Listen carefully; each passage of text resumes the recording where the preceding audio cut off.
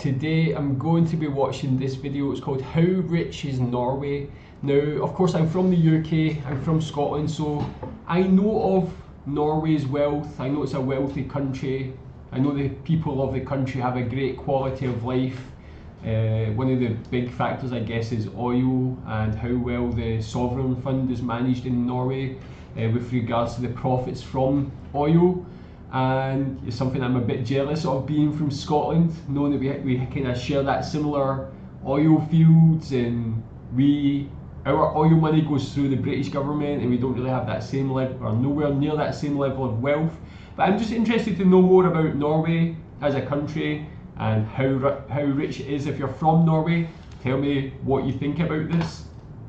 You are watching Places. Every Tuesday, we bring you an insightful look into fascinating events from all around the world. How rich is Norway? Welcome to alux.com, the place where future billionaires come to get inspired.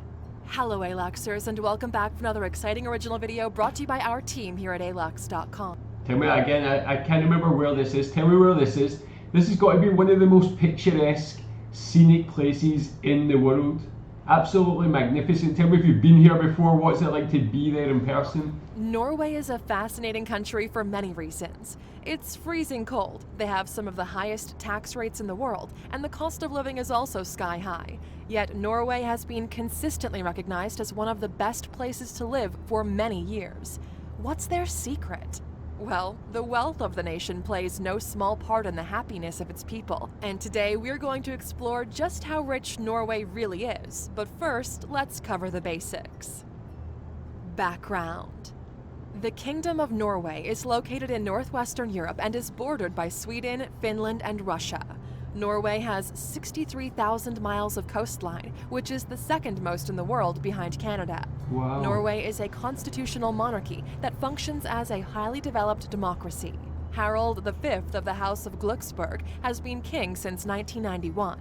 Yeah, tell me what you think about the monarchy in Norway as well. Obviously, being from the UK, we also have a monarchy. I am a supporter of the monarchy. I'm quite proud of it. But obviously in the UK, there seems to be a growing sort of movement or thought that people are not so proud, they don't believe in the royal family anymore. What's the sentiment in Norway? Are you proud of the royal family? Are you proud of having a monarchy? The Kingdom of Norway was formed in 872 and has existed continuously for over 1,145 years. Norway opted out of the European Union as a result of a referendum in November 1994. However, they still take part in the EU's single market, and they significantly contribute to the budget of the European Union. Norway is consistently among the top-ranked happiest places to live in the world, along with Denmark and Finland. In 2017, it claimed the very top spot on the list, which is published by the United Nations Sustainable Development Solutions Network, based on surveys conducted in 132 countries around the world. Yeah, tell me what you think the biggest factor that kind of goes towards being one of the happiest countries. I know that they mentioned there those Scandinavian, Nordic, Northern European countries always rate very highly with regards to happiness. What's the biggest contributing factor to that, do you think, in your opinion? Norway ranks particularly high in the categories of freedom, generosity, honesty, health, caring, income, and good governance. They also have a strong economy, which is what we're taking a closer look at next. Norway's economy. Norway's economy is based on the Nordic model, which is also embraced by Finland, Sweden, and Denmark. This economic model puts an emphasis on social equality with a comprehensive welfare system, a high rate of unionization, and strong collective bargaining policies within workplaces, meaning that employees have a significant say in salaries, working conditions, and benefits. Norway stands out among the Nordic countries because the state has a stake in a large number of the country's biggest publicly listed companies, owning a total of 37% of the Oslo stock market. Wow, the state also owns and operates some of the largest non-listed companies, including the petroleum company Equinor and the hydropower company Statkraft. Norway is blessed with numerous natural resources. Yeah, just with regards to that, what do you think about that exposure that the Norwegian government has to these big companies. 37% of the stock market's a huge amount to have that influence. Obviously, it's working, and you can see that in the success of the Norwegian economy, and the happiness, the way of life in Norway is obviously great. The wealth, as we mentioned, obviously what this video is about. But do you think having that much exposure to those big companies could ever become like a bad thing? I never knew it was so high. It's very interesting to me. I did know about the petroleum companies and that sort of thing, obviously. Power company Statkraft. Norway is blessed with numerous natural resources, including oil and gas, fish, minerals, and forests. They're the second largest exporter of seafood behind China, and they're also one of the leading petroleum exporters worldwide. Their overall economy has experienced modest positive growth from 2010 through 2019 and is expected to continue this trend in the years to come. The Nordic model gives plenty of opportunities for economic success to all of its citizens, but some definitely end up benefiting more than others. Is that true? So is there some sort of disparity there?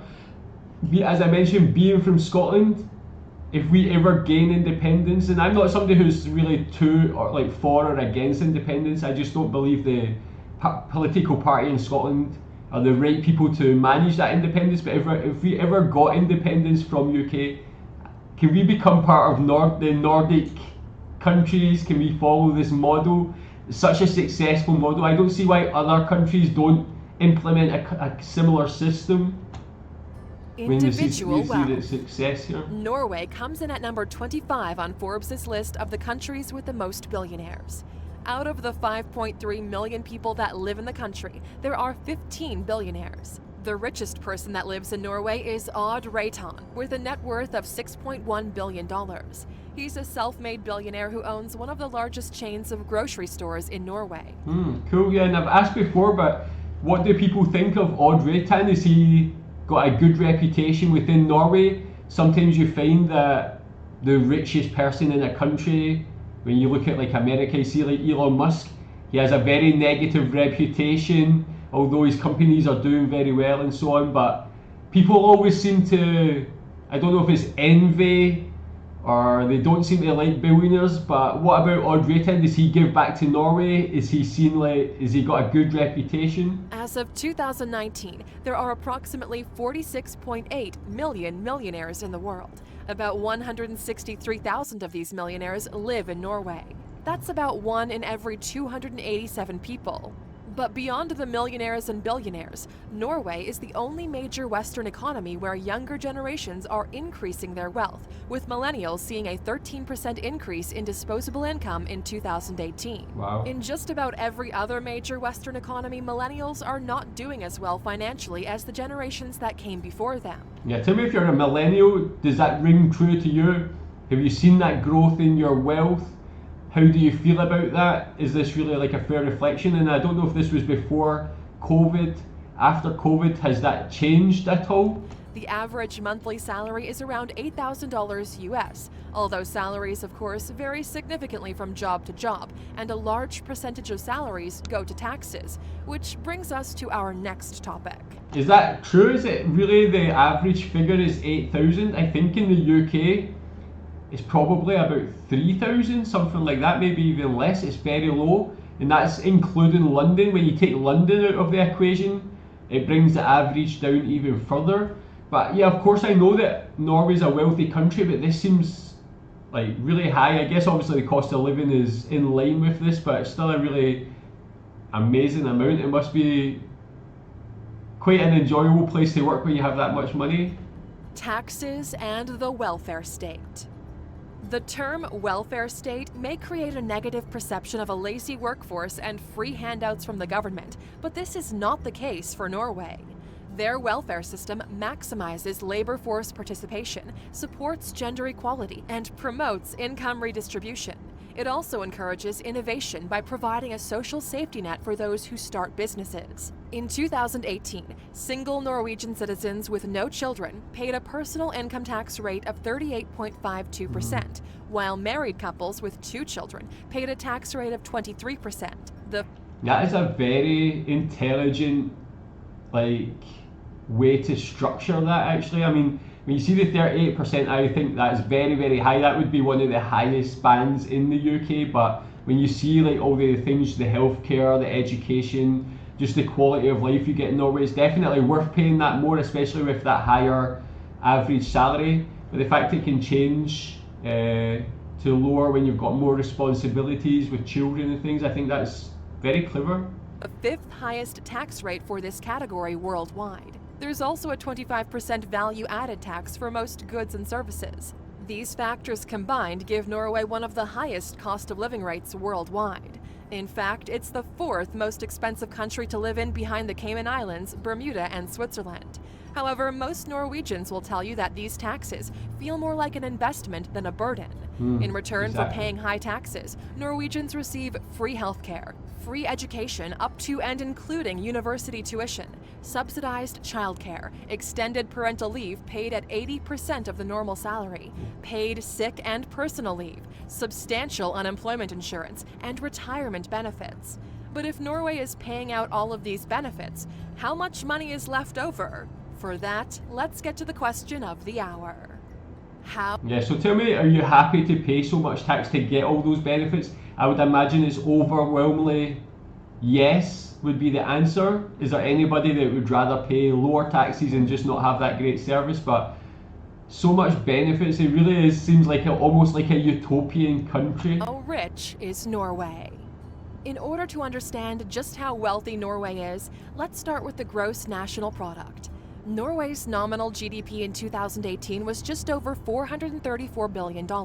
The figure that is better used to measure Norway's economy is the per capita GDP, which in 2018 was $81,695. This is the fourth highest per capita GDP in the world, behind Luxembourg, Switzerland, and Macau. What's more, so it shows like a very, very productive workforce and economy as well. Norway, Luxembourg, and Switzerland are the only three countries worldwide that have a per capita GDP above $70,000 that are not listed as island nations or microstates. However, a better indication of Norway's wealth is the money that they have on hand. Norway has the world's biggest sovereign wealth fund, the Government Pension Fund of Norway, totaling over $1 trillion. The money in this fund, which was established in 1990, comes from investments made with the country's oil revenues. The fund itself is 2.7 times bigger than the entire Norwegian economy and contains enough money to hand each citizen over $180,000. The fund has increased due to strategic investments in shares, property, and bonds in 77 different countries.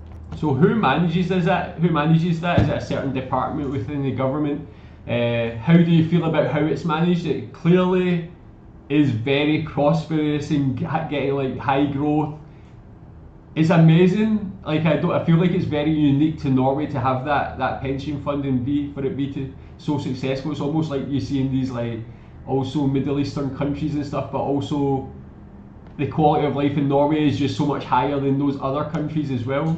This investment fund actually has a stake in nearly 9,000 companies in these countries. Its biggest equity holdings include Microsoft, Alphabet Inc., Nestle, Apple, Amazon, and Royal Dutch Shell, which certainly helps explain its massive success. I actually have a few of those companies in my portfolio as well, so good to see we're like on similar wavelength. A total of 37% of their investments are made in U.S. companies. What's more, Norway refrains from investing in companies that produce landmines, tobacco, and nuclear weapons. And in 2019, it was announced they would no longer invest in oil and gas stocks. The fund is managed by Norges Bank Investment Management on behalf of the Ministry of Finance, but the fund is officially owned by the Norwegian people. It was put in place primarily to put Norway in a good financial position, so it didn't rely on oil revenues that would eventually dry up. Norway officially has a little over $157 billion in public debt, but they're in a net asset position, meaning the total financial assets of the government exceed the total debt. Essentially, they borrow money at low rates and then reinvest. So intelligent, man. I'm so jealous. I feel like Norway in the economy is just like the envy of the world. I don't see, I mean, obviously it takes the people here who are highly educated and being in these positions in government and in these fund management companies and in all high levels of commerce and business to be able to have this success. So it can't really be replicated in every country because of that. But it's just something most countries should really try and aim for, is this model, and yeah, try and achieve something similar. But there's so much corruption and so much other interests within other countries that it's quite difficult, even countries like the UK, I think. Conclusion.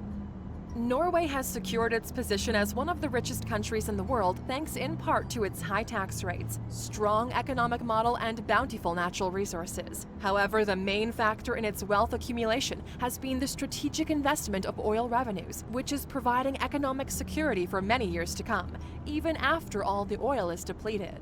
Norway is indeed one of the happiest places to live on Earth because the government invests in its people and ensures the taxes, high as they may be, benefit each citizen to the highest extent. Because of all of these factors, Norway will likely maintain its status as a wealthy nation for the foreseeable future.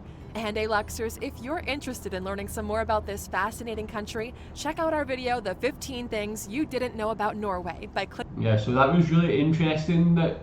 What do you think about that then? Like, do you think, is there like a predicted time for when the oil is going to last to? Are Norway reinvesting in renewable energy and other energy sources for that time? And yeah, tell me what you think about this documentary. How proud of the Norwegian economy are you? And do you really feel rich being in Norway? Thanks.